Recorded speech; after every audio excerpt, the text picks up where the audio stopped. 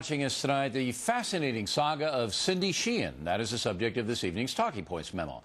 Mrs. Sheehan is protesting in Crawford, Texas, trying to convince Americans the Iraq war is wrong and the president should be impeached. She's doing so because her son Casey, an Army specialist, was killed last year in Iraq. No one has the right to intrude on Mrs. Sheehan's grief. That's number one. She's entitled to her opinion on a situation that has deeply affected her, and she's angry at the White House. Because Joe Hagan, the Deputy Chief of Staff, said that I can tell you the president really cares, and I said, you can't tell me that because I've met with him and I know that he doesn't care.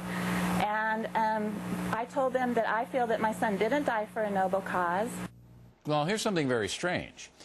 2 months after her son died, Cindy and her husband Patrick did meet with President Bush, as she said. After that meeting, Cindy was quoted by a California newspaper saying, "I now know President Bush is sincere about wanting freedom for the Iraqis, and I know he's sorry and feels some pain for our loss," unquote. So Mrs. Sheehan has apparently changed her mind about the president. How did that happen? Well, for some reason, she's teamed up with Michael Moore and a man named Sam Husseini, both anti-war radicals. Husseini said this on The Factor just 2 days after 9/11. What sickened me was the act of what happened, and that people would kill so many innocent people. But now I hear a drumbeat of having our soldiers kill women and children. Colin Powell advocated, apparently during the buildup of the Gulf War, flooding Baghdad and killing possibly 4 million people. Now, that kind of lunacy is what Mrs. Sheehan is associating with. You would think the media would be cautious here, with obvious inconsistencies and radicalism in play. But no. In an editorial today in the New York Times, it says, quote, "Mr. Bush obviously failed to comfort Ms. Sheehan when he met with her and her family. More important, he has not helped the nation give fallen soldiers like Casey Sheehan the honor they deserve." Well, let's go back to the California article. Cindy Sheehan quoted as saying, "That was the gift the president gave us, the gift of happiness, of being together." Sounds like comfort to me. What say you, New York Times? Finally, honest people could disagree about the Iraq war. Most Americans now oppose it. That could turn around with some progress, and Talking Points hopes it does. But remember this, for every Cindy Sheehan, there's a Sergeant Leroy Scott who's recovering from the terrible wounds he received attempting to save a soldier's life while serving as a medic in Iraq. Sergeant Scott is proud of his service, proud of his country. I talked with him today. I sense no bitterness at all. I don't know what is driving Mrs. Sheehan, but I do know she's being used, and maybe she knows it as well. And that's a memo. Now for the top story tonight. Another take on this. Joining us from Washington, Fox News analyst Michelle Malkin. Cindy Sheehan says she will appear on The Factor tomorrow. We shall see, Michelle. This is a tough one because, you know, a woman lost her son. You got to be sensitive to that. But now, I think she's been hijacked by some very, very far-left elements. What do you think?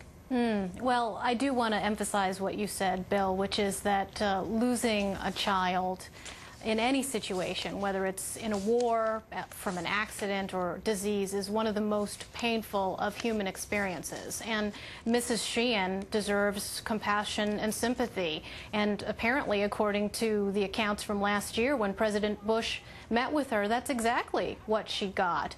I don't think that anybody should demonize her, but I do think that she has turned her private, personal pain into a public circus. And just look what it's like down there in Crawford, Texas.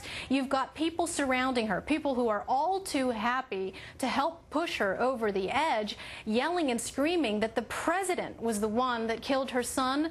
No, it wasn't. And it's a shame that she doesn't have anybody to help bring her back down to reality, to remind her that it was Iraqi terrorists who ambushed her son on a roadside and killed him and many, many other of his colleagues in the military. She has aligned herself now with Michael Moore, who considers those very Iraqi terrorists Minutemen. That's what he calls them. He's likening them to the American revolutionaries and considers them heroes. I can't imagine that Casey Sheehan would approve of such behavior, conduct, I and have to rhetoric. say that she obviously does, because she's the lead story on Michael Moore's website on an almost daily basis. And she knows, I mean, Michael Moore isn't a subtle guy.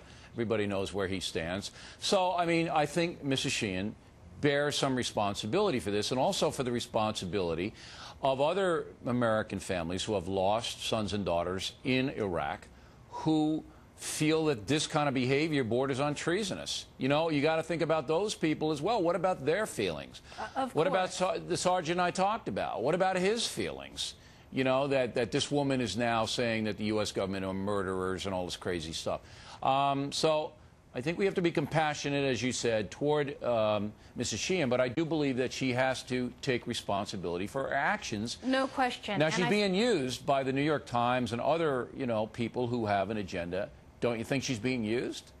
Well, it must be mutual exploitation, because clearly I believe that she believes what she is saying now. And when she writes op-ed pieces for far-left groups like the Common Dreams website, accusing the Bush administration of being the worst and biggest terrorist outfit in the world, I don't think anybody's putting those words in her mouth. I do think that there are a lot of free riders in the anti-war, anti-military left who are getting a lot of mileage out of her grief. And I would hope that there are other members of her family who find this very unseemly. You mentioned Sam Husseini, who's with the Institute for Public Accuracy. This is the outfit that sent Sean Penn to do pro-Saddam propaganda before the invasion of Iraq.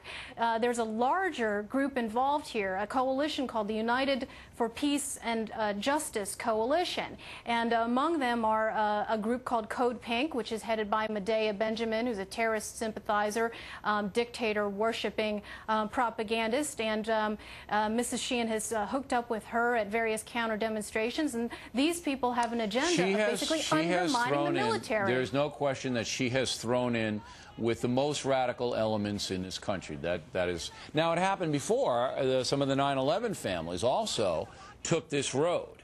You'll remember, and are still active to this day. There's a big controversy about the 9/11 museum down at the World Trade Center. And, you know, there are some people who hate this government, hate their country right now, and blaming Bush for all the terrorism and all the horror in the world. Here's a question, Michelle. Do they have a right to this opinion without being scorned? No, not without being scorned, no. And I wouldn't call it scorn, I would call it scrutiny. And the mainstream media is not doing it. I mean, the New York Times editorial board is all too eager to prop her up as some sort of martyr and to buy her line when clearly her story hasn't checked out. Her story hasn't changed. And I think that angle that you're emphasizing is absolutely right here, which is the mainstream media just lapping this up and perpetuating myths and inaccuracies when they know it's not the truth. Yep, they don't identify. In the New York Times editorial today, it was obviously they did not say her story has been inconsistent, and they did not pinpoint that she is in bed with the radical left. Michelle, thanks very much as always. We appreciate it. And our brand new BillO'Reilly.com